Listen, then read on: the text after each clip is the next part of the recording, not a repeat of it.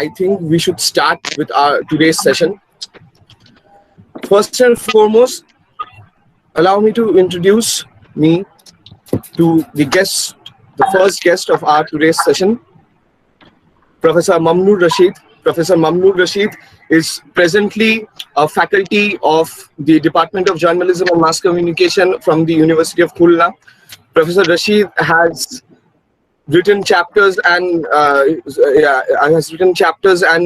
papers which have been published in 6 different national and international papers and journals. Professor Rashid has also attended a fair amount of national and international conferences, and he is here today with us, and he will be lecturing us on risk communication at this time of COVID-19.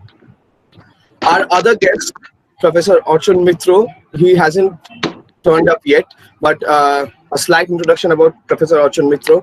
Professor Archon Mitro is currently an assistant professor in the School of Communication, Amity University, Kolkata.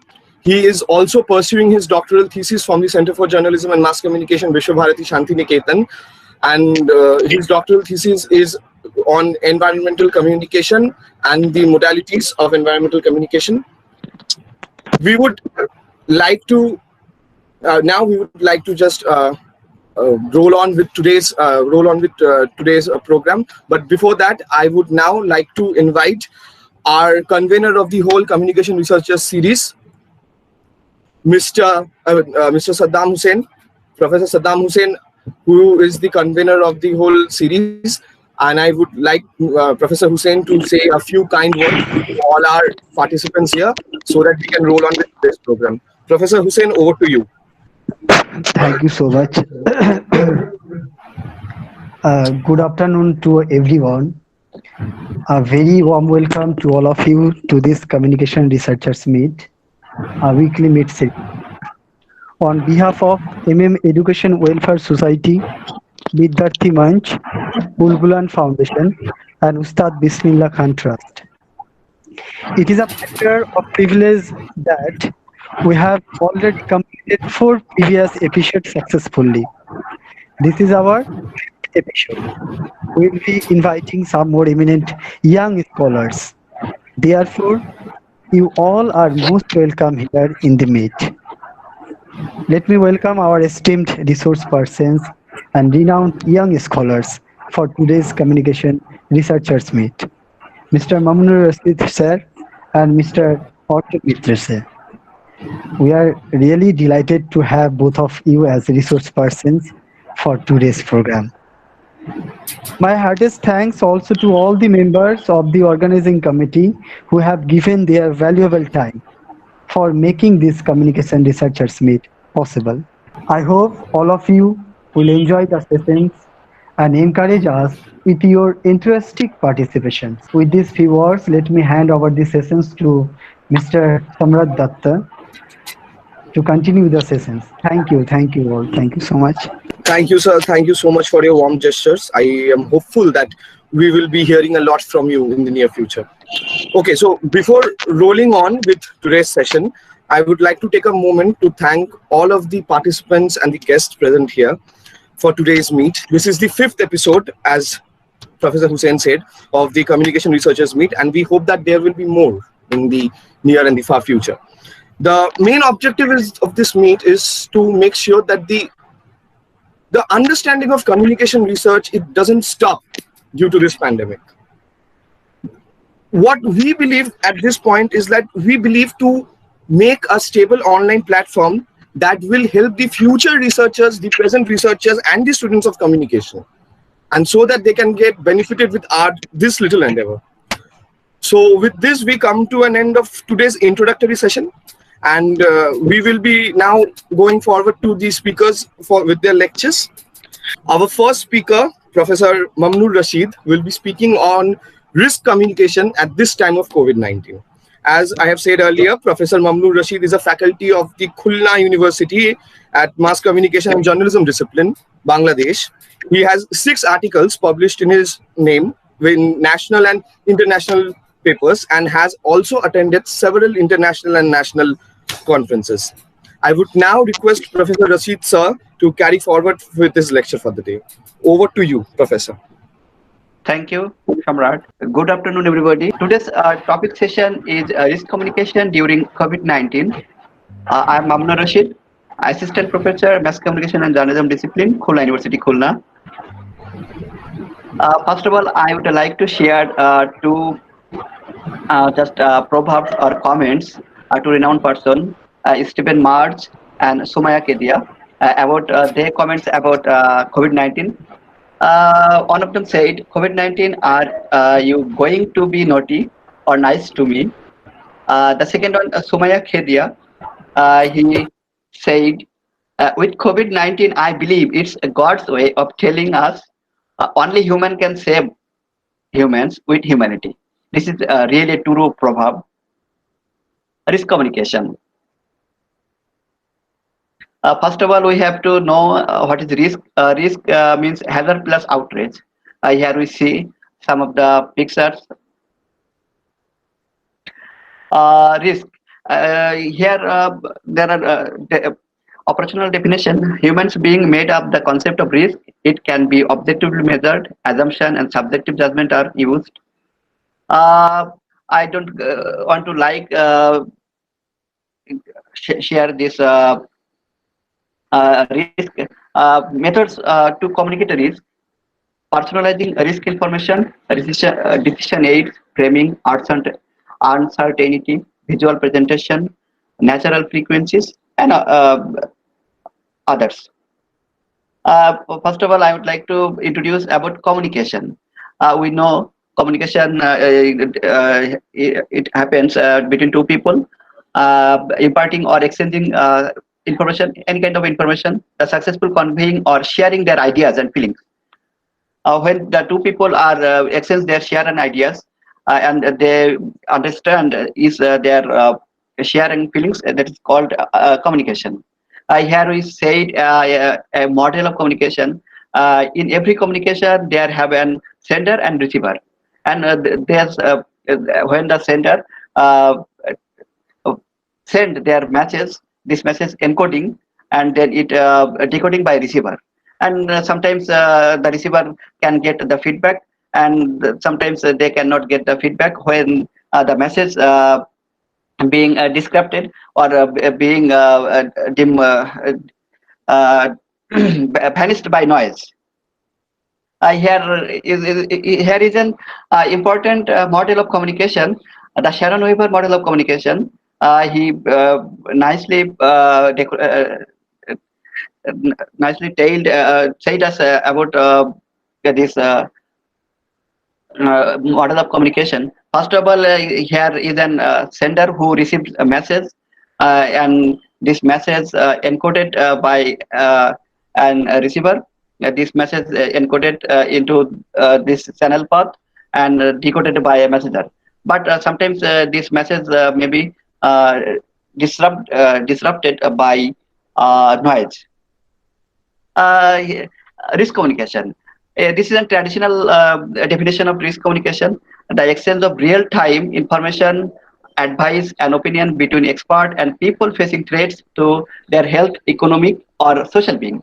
According to who says this is the traditional definition of risk communication? Here we have seen emergency coronavirus disease COVID-19. It's an outbreak all over the world. This is an clarifying of this my definition of risk communication. Risk communication is a dynamic process of sharing and responding to information about a public health threat. Any kind of health threat, it means a disaster like earthquake or any kind of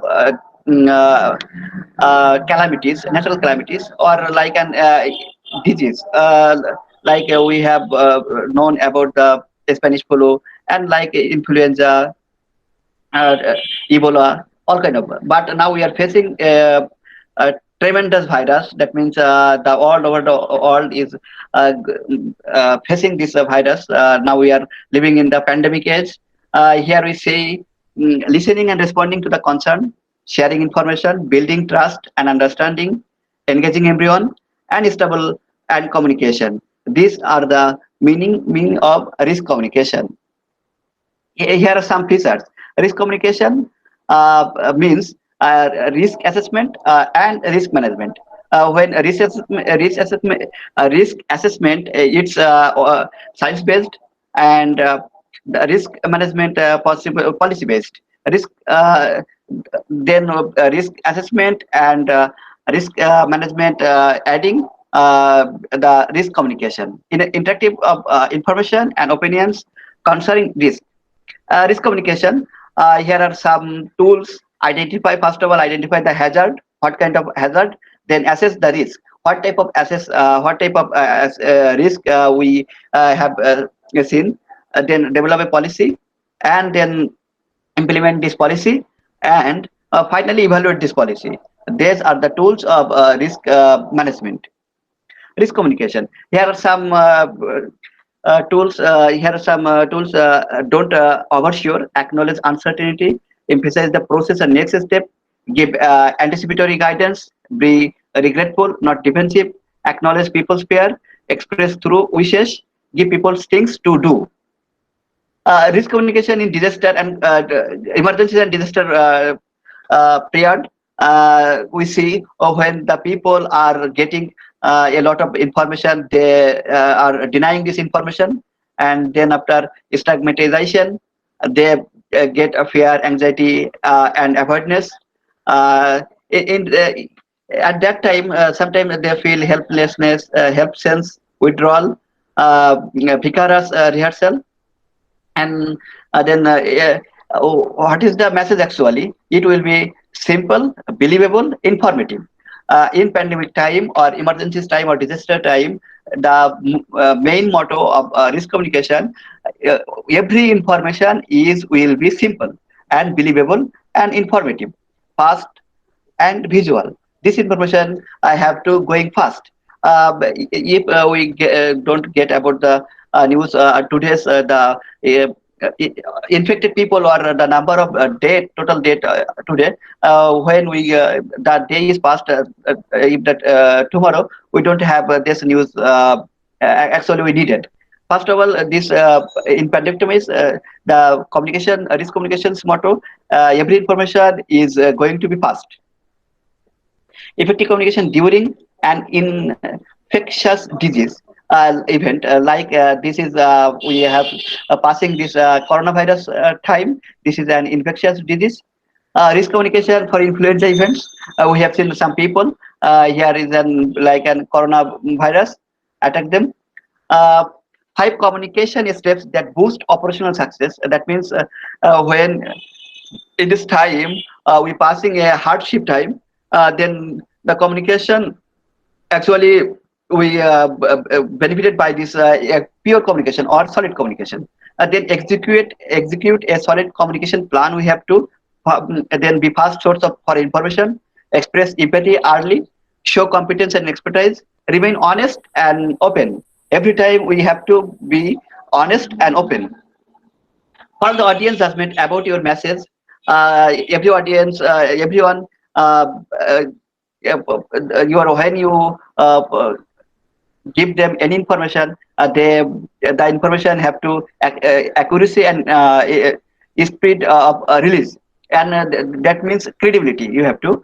And the second, the empathy plus openness. You have to, when you give any kind of information, this information have to empathy plus openness. It means trust, credibility and plus trust.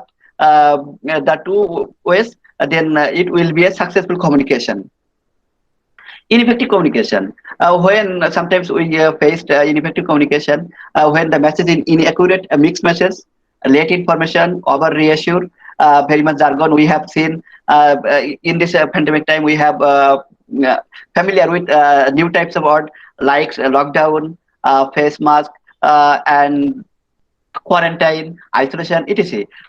If those words are already existing, but we have familiar this type of word newly, humor, promise you can keep, and speculation, discussion about money, repeating or ignoring rumors, public power struggle. These kinds of ineffective communication way.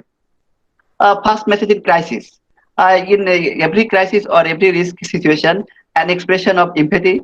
You have to express your empathy, confirm facts and action tips. What actions or facts have you taken? Then what's the real process? A statement of your commitment, or where people can get more information. Here is the principle of STARCC. That means the public message in a crisis must be this: all kinds of messages must be simple, timely, accurate, relevant, credible, and consistent. Communicating in a crisis is different. Every crisis moment or every pandemic moment or in a risk moment, you have to communicate in different way. Uncertainty is greatest concern for most. Reduce anxiety, give people things what to do. Public seeks restored self control.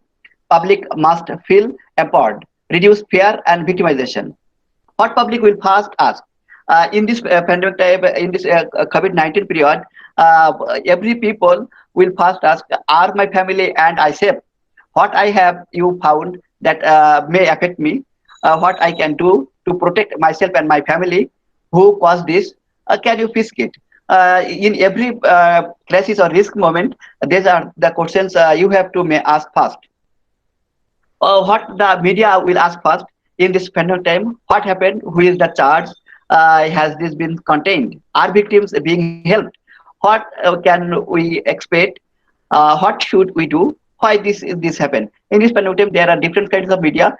They have searched these types of information from the authority. Early mistake with the media: play favorite or hold grudge against some media, attempt to set arbitrary new rules. These are the called media's fault.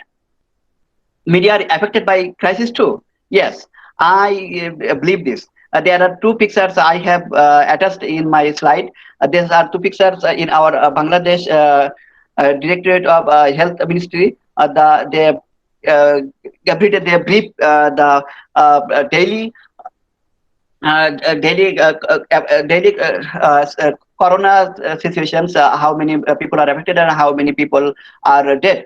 Because at first at the early moment, at the early of this corona time, when the media published this kind of kinds of number of affected people and number of death tolls, the people are not believe this number, because it's a very poor or very little number they have announced. That's so why verification of facts goes down, abandon their adversarial role early in the crisis. Many of them will lack scientific expertise. These are the cause. That's why media are affected by this crisis too. Two good reasons to cooperate with media during a crisis period: they are your primary tool to get public safety message to your community in a hurry. They know their audience better than you. What reporters want in this pandemic time? Every reporters want what they expect: equal access to information, honestly answer their question, timely release information, squash rumors quickly, provide subject matters from the expert. What they expect: reporters from the reporters, their calls to be retard. What you tell them is accurate every time. What are the expertise? Tell them the journalist it is a primary information and it will be correct or accurate. Tell them if you do not have any answer and explain process you are using to get it. Understand about how the news business works. Be treated with respect. Every person have been treated with journalists. Principle of crisis communication. Here is the three principles of crisis communication: be fast, be right, be credible. Crisis communication plan integrated into its overall disaster, developed with partners. Questions about logistic: who owns what information answered. Every information must be simple and flexible. Updated regularly. Every time, so you have to update you regularly. Pre-crisis communication. Here are: be prepared, foster alliance, develop communication through consensus, and test audience message. Crisis and emergency risk communication. Here are the graph.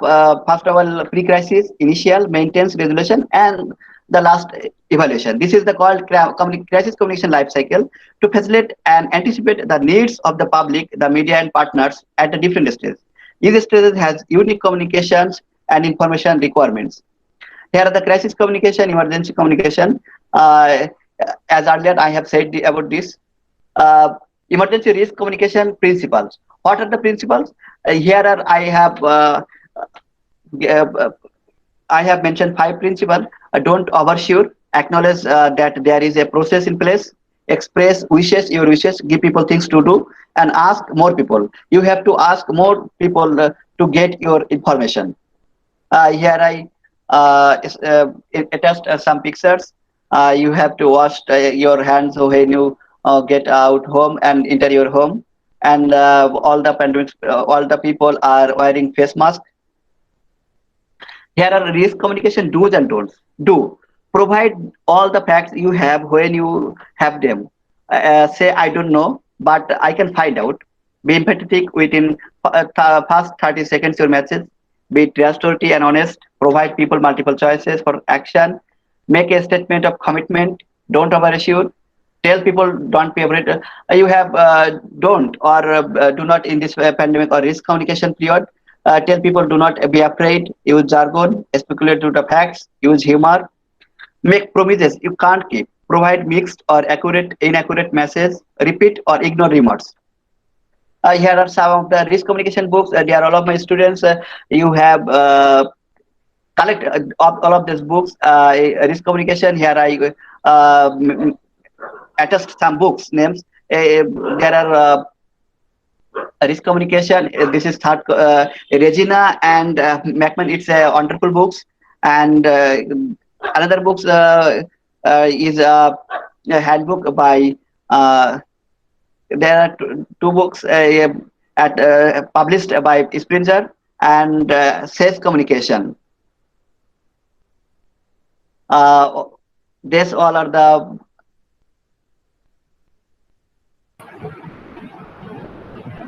of my session. Do you have any questions? Thank you, Professor Rashid. It has been a very insightful. So we will be moving forward with the next lecture of today's session. Our next lecturer, our next speaker, Professor Archon Mitro, sir. Professor Archon Mitro, he is presently a faculty of the School of Communication, Amit University, Kolkata. Also pursuing his doctoral thesis from the Vishwabharati University, the Center for Journalism and Mass Communication, on environmental journalism. And he is now with us. I would now request Professor Archon Mitro to carry forward with his lecture for now. Professor Mitro, over to you, sir. Thank you so much, Shamrat. And it was a very good session. The session was really good on COVID-19.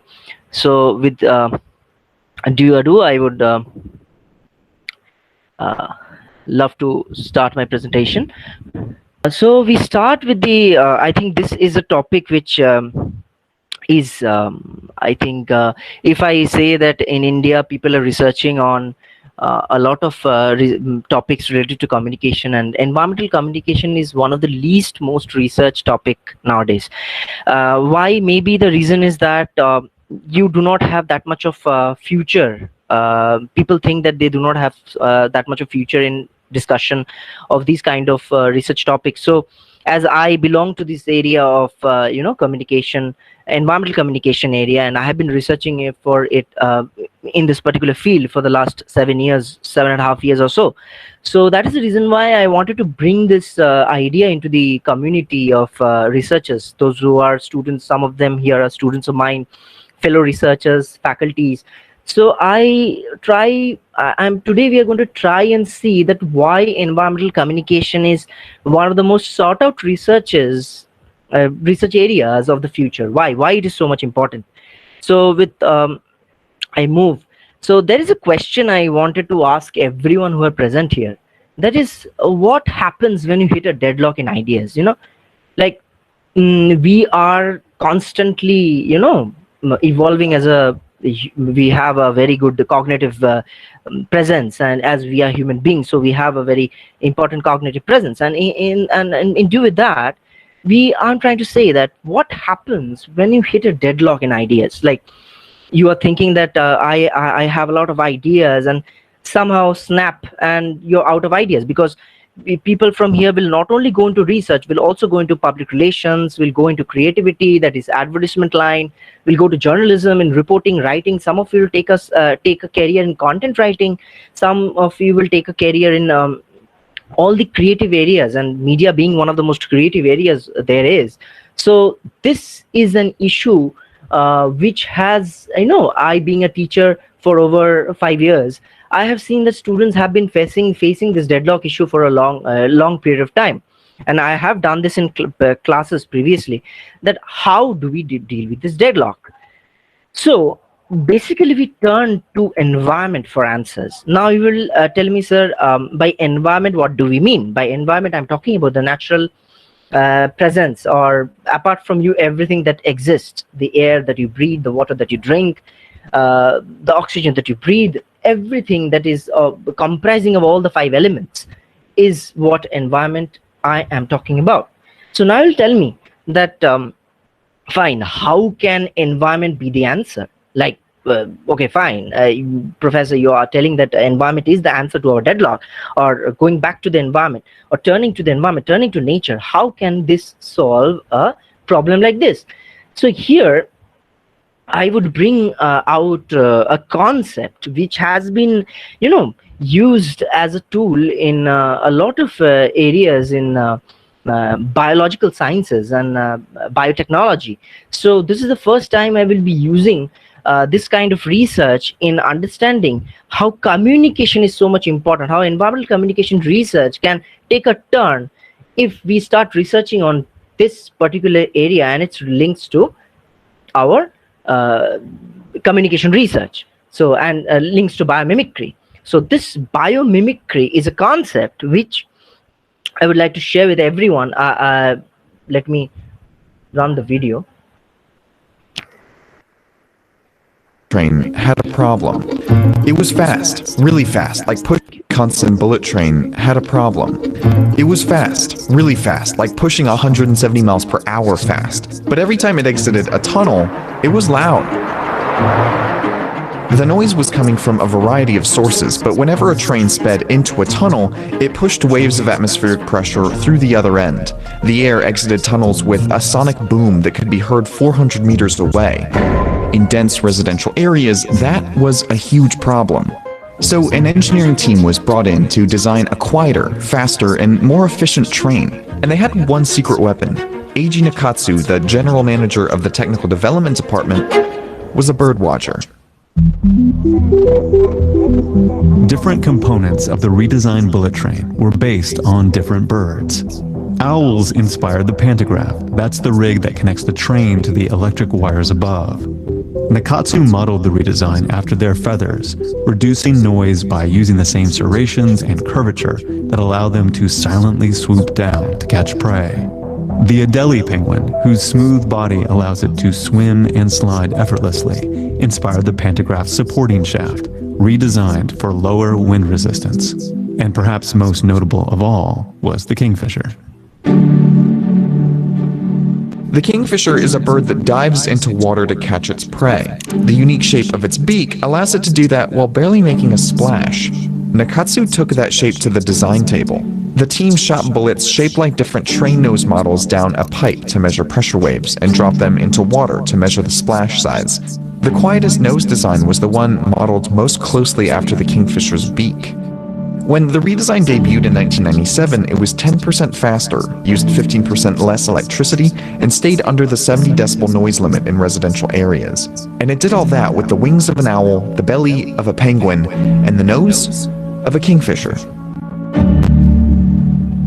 There's a name for design like this. It's called biomimicry.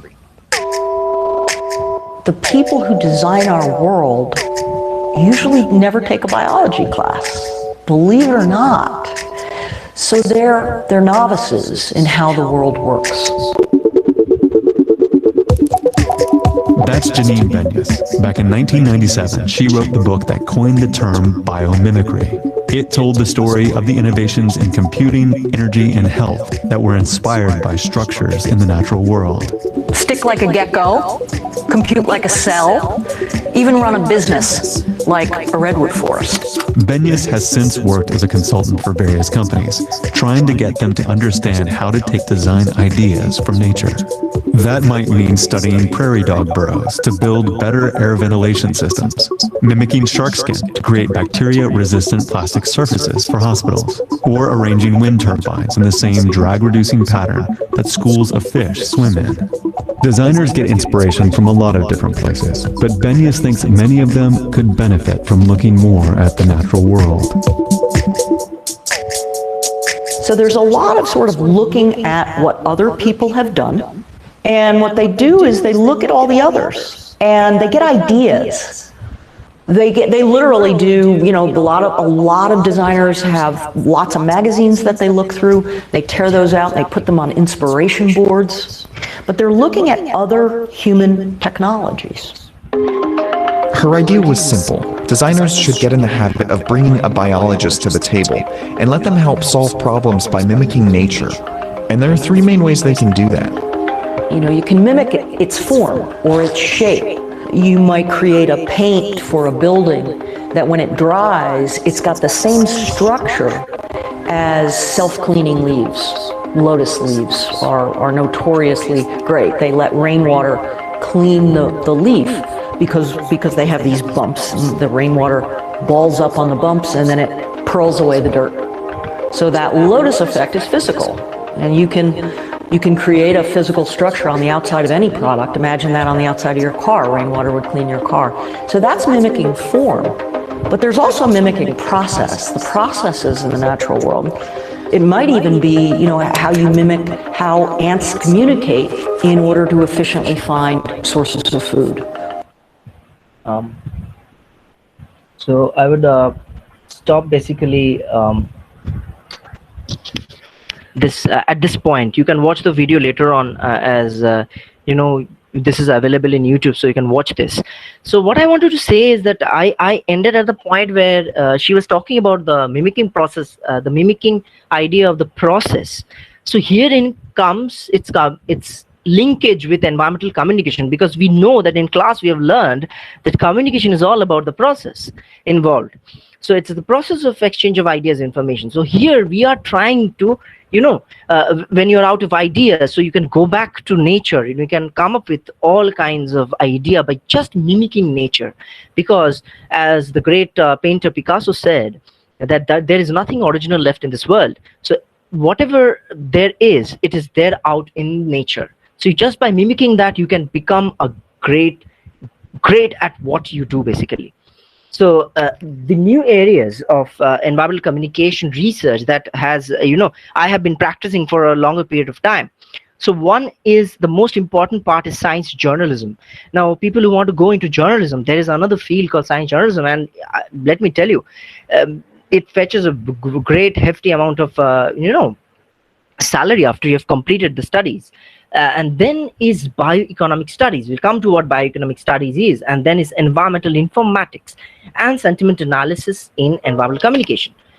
So coming to science journalism, I want to give my viewers the idea that this is the only organization in our country that will get you a certificate course in science journalism. That is Indian Science Communication Society, which is under Lucknow University, and it is also called ISCOS. I have given the, you know, the link here so that each and everyone can go and check out this amazing certificate course.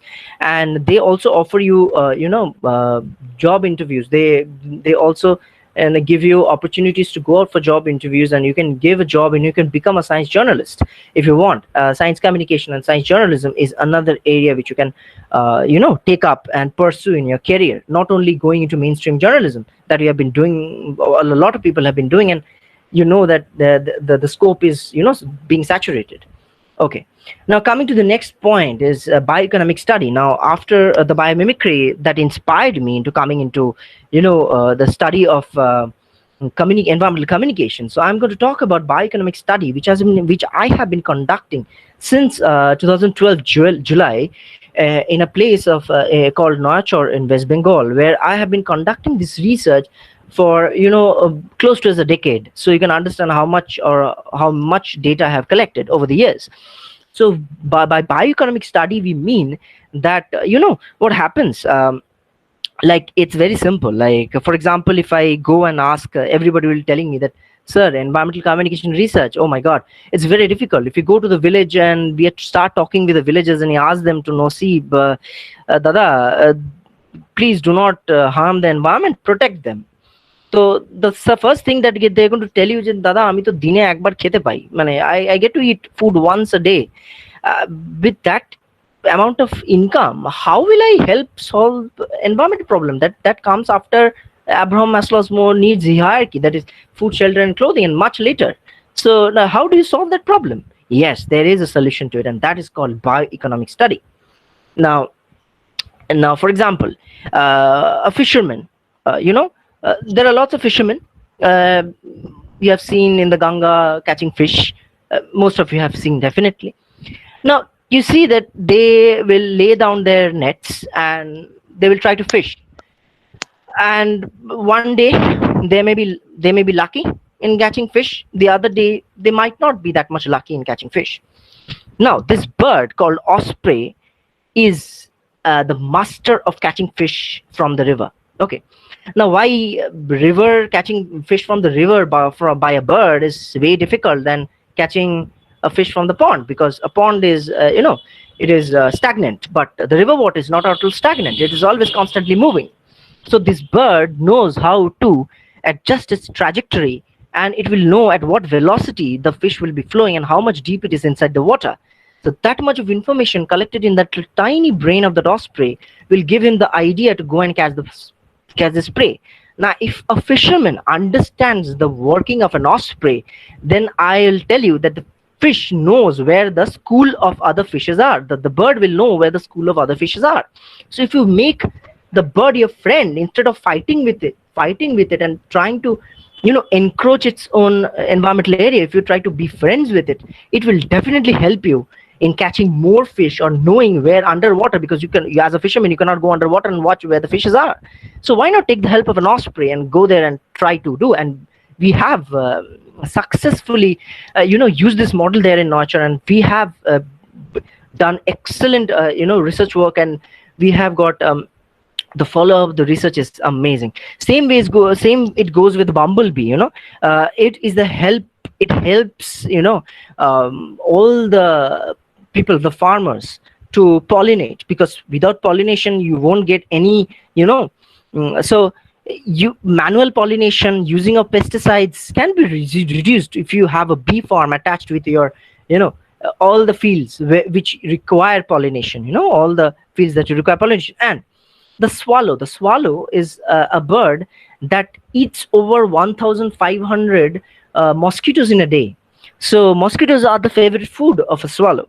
So if you do not destroy their homes, they might cure you of dengue and malaria. So this is how we can learn from nature, and that is how they can give back to us. This is a very interesting study, which I think that communication students should take this up instead of keeping it to zoologists who understand nothing about, or biologists who understand nothing about communication per se, because we are the people who have studied communication for all the year round, and this is high time that we bring communication to this area of research.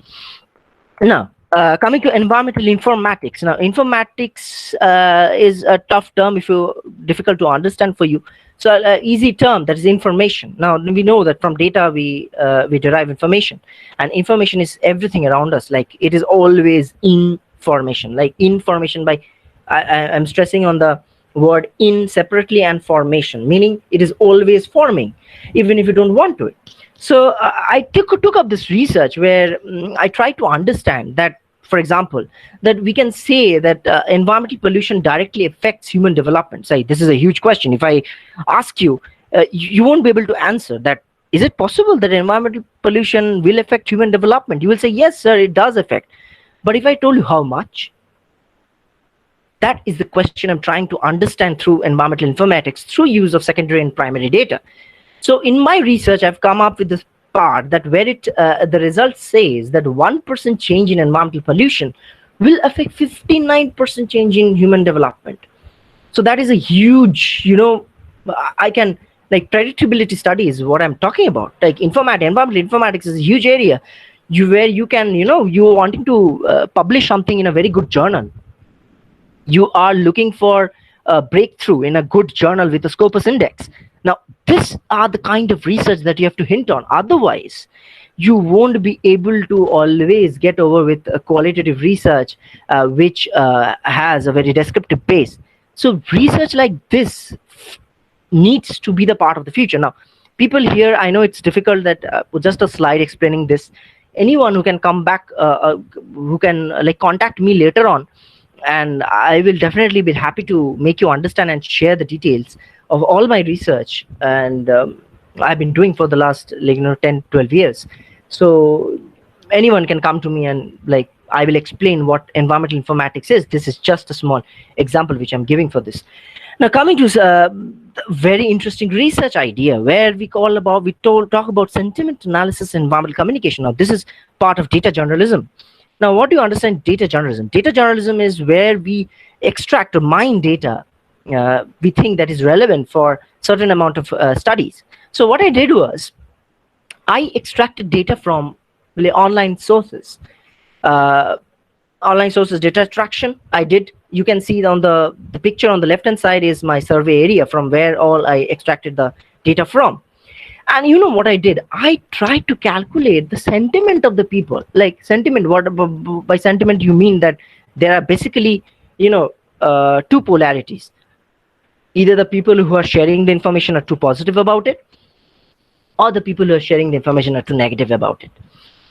So on the right hand side, you have, the data analysis that how many people when they're talking about environment online think that it is the environment is very negative, or they're talking about environment in a very positive manner.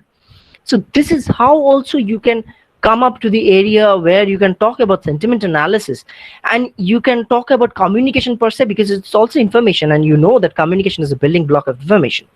So there you can study that, and then you come up to the other picture which I have here at the bottom left corner, which is also called the word cloud. Now, word cloud may be a fun thing you have done in class, giving the name of your favorite friend at the top, and then all of the friends, So, but in research, it helps you to understand what people are basically talking about when they are communicating in the online media. So I talked about, an education where you need to do a little bit of studies on science journalism.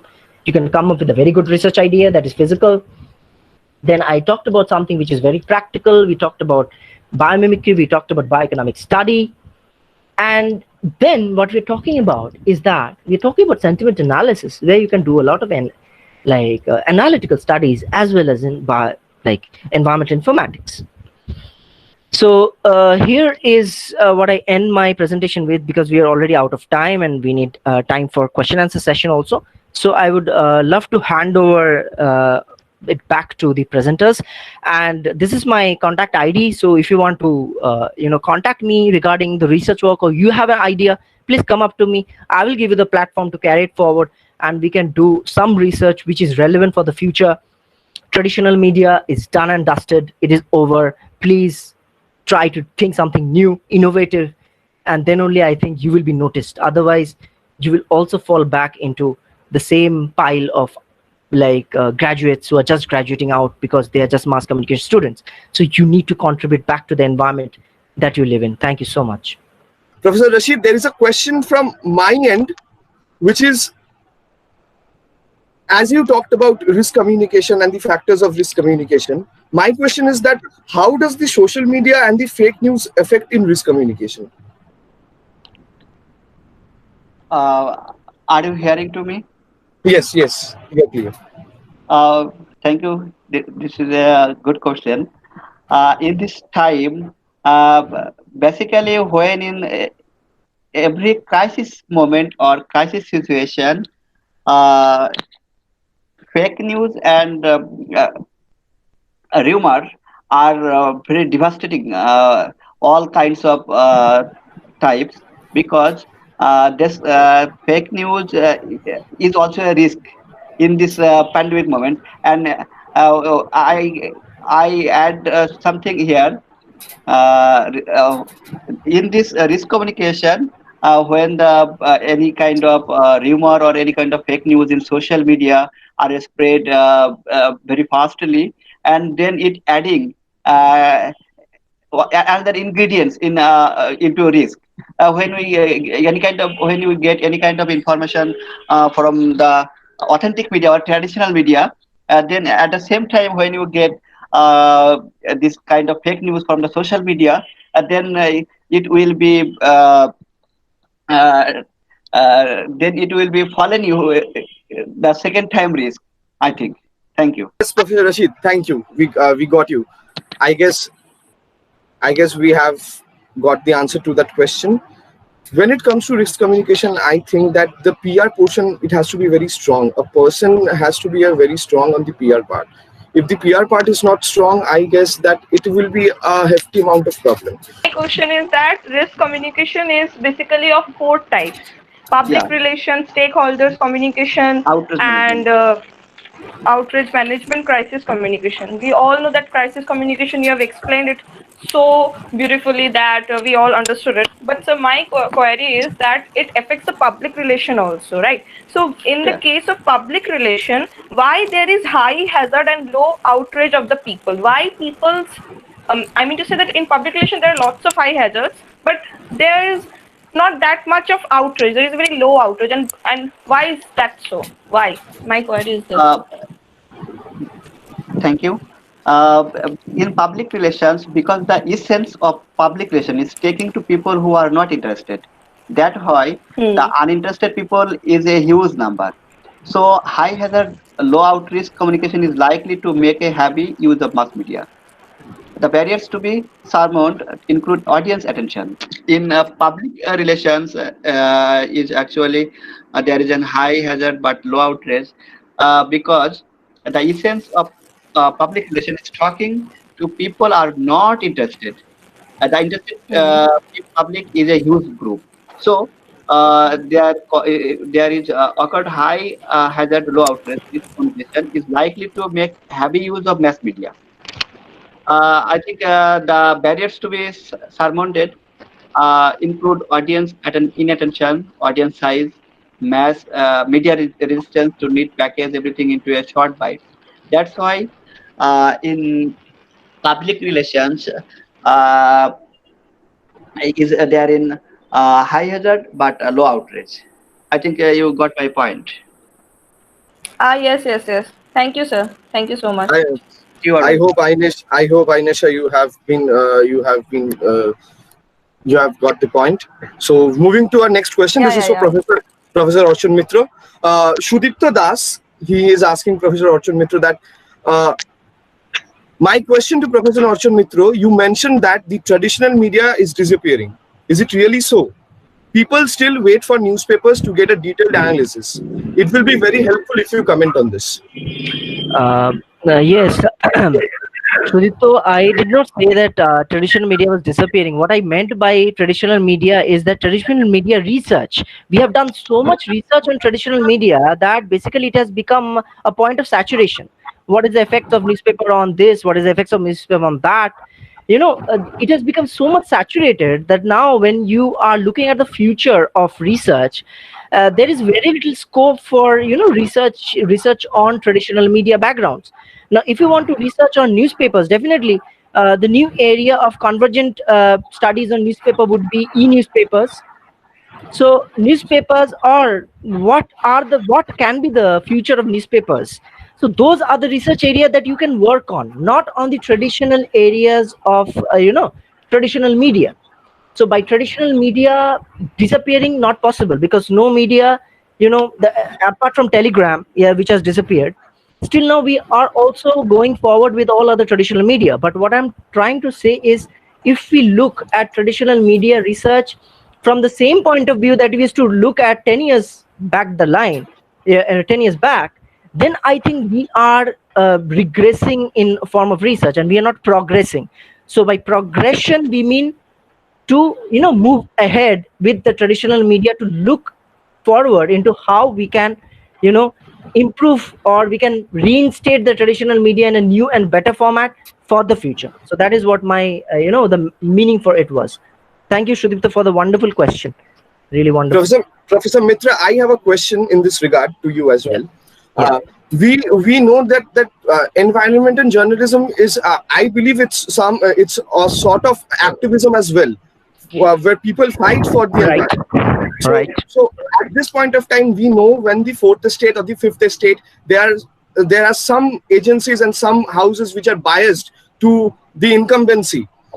How do they portray it out? And also, we have also seen in the past few years, we have seen that the indigenous tribes of Jharkhand, they were thrown out of their own area so that the bauxite mining could happen there. A lot of big MNCs and other government-aided projects do happen there. So in this context, where these two things, they are sandwiching the whole medium, how do you think it will be, how do you think that environmental journalism is going to help this cause after this? Okay, very interesting question indeed, and I think this is a question which has been raging on in all the environmental conferences, symposiums all over the world, even in Geneva conference also. This is a question that basically people ask, that sharing. There is also a question, the same answer to this to Hemam Windy. Hemam Windy, your question I'm going to answer through this question, answer to this question as well. You see, what happens is that online media, politics, they look at environment from a very passive point of view. Humans have three kind of value system. One is called egoistic value. That egoistic value means you do it for yourself. Yes. Then you have altruistic value. Altruistic value means you do it for someone, like your children, maybe your friend, your brother, maybe for your neighbors.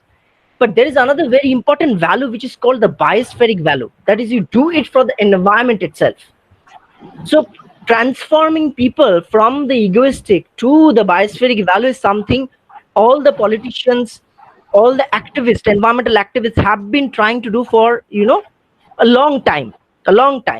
So the answer to this is change in attitude. I'm repeating again.